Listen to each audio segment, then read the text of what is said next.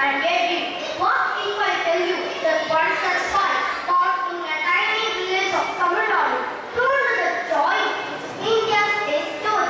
Yes, this is not a tale of good, not a tale of luck, it's a tale of good power, a tale of Dr. Kailasavayu Sivan, the man who believed that even the sky is rather limit when your feet stand on hardwood. Born in a small farmer's house and made a circle bullet, a small village in Kanyakumari.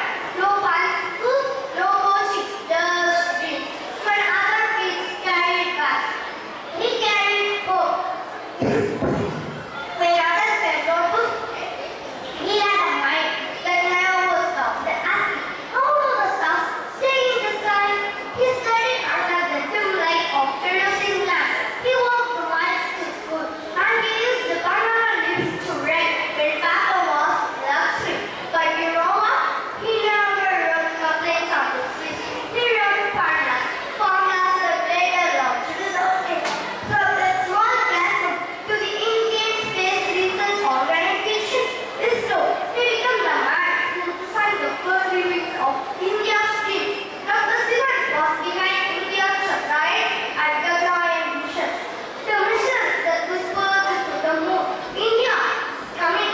Do you remember the day Chandrayaan 2 nearly missed its mark? The world saw him. I filled with tears, heart filled with responsibility. How can this Prime Minister, not as a scientist who failed, but as a leader who felt